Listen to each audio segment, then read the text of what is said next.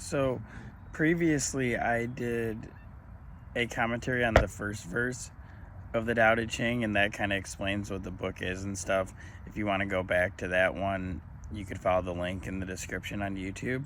So today we're just going to move into the second verse of the Tao De Ching, which says, in this translation, because there's many different translations and they all vary slightly, it says, "Under heaven, all can see beauty is beauty only because there's ugliness. All can know good is good only because there's evil. Therefore, having and not having arise together. Difficult and easy complement each other. Long and short contrast each other. High and low rest upon each other. Voice and sound harmonize each other. Front and back follow each other. Therefore, the wise go about doing nothing, teaching, no talking.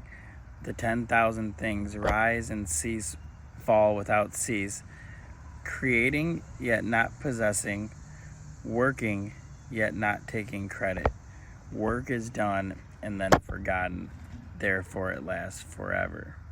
So the first couple lines in here, like, "Under heaven all can see beauty is beauty only because there's ugliness. All can know good is good only because there is evil."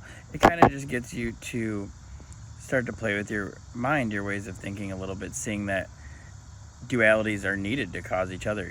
The light and the darkness go together, front and back go together, the insides and the outsides go together. Alan Watts used to say it's a secret conspiracy where really they're one and dependent on each other. So it's just showing that there's inherent duality in nature, and then it goes on to say, "Therefore, having and not having arise together.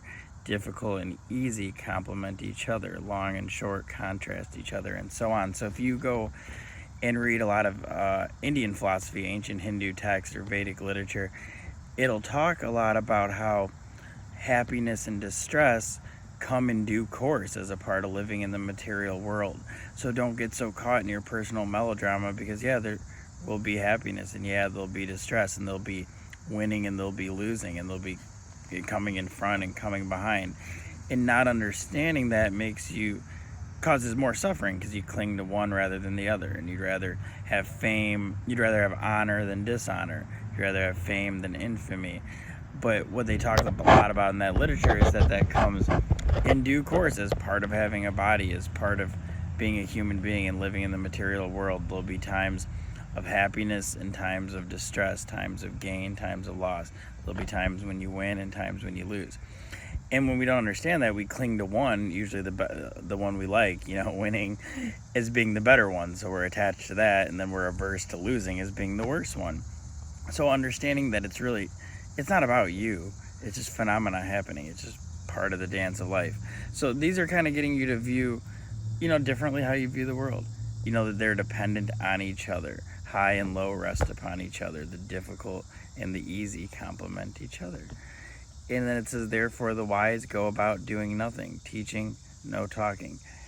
The 10,000 things rise and fall without cease." That, I think, is just one of the most important lines to me in here, because what it shows is that ever-changing nature of all phenomena in this world. So everything is born, inherent in birth is death, aging, sickness, change. I mean, think of all the relationships you've gained and lost over the years, all the people that have meant so much to you that now you never talk to them again, you'll never see them again in your life.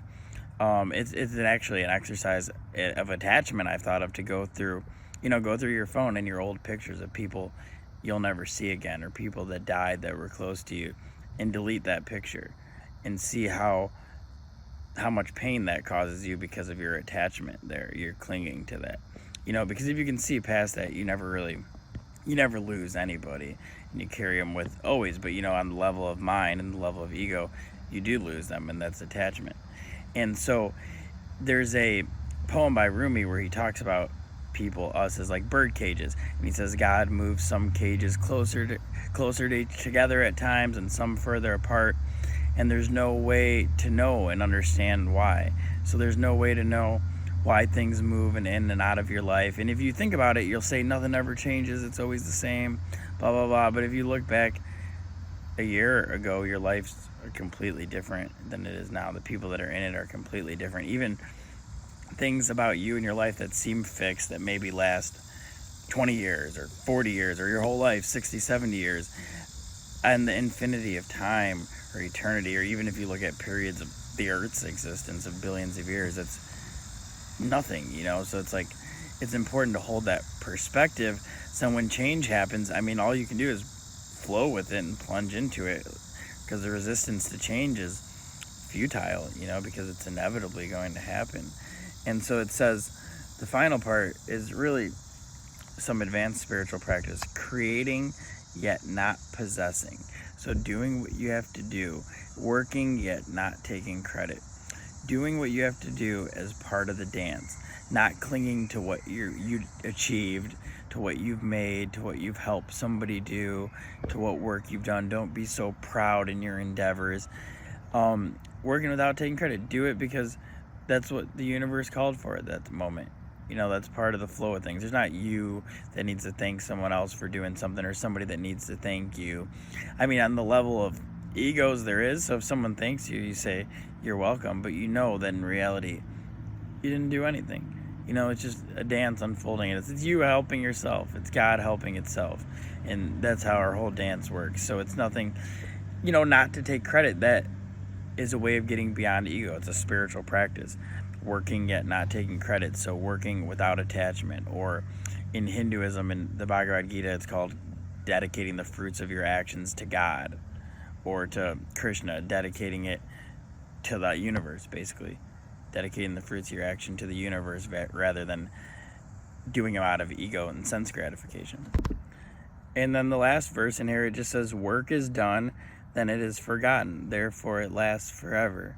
Because anything you really try and cling to in time, it just dies and changes and goes away anyway. So you try and hold on to all your old experiences, all your old achievements, all the ways it used to be, and they die, they turn sour, I guess you could say, or turn to ash in your mouth, you could say. They won't do it for you anymore.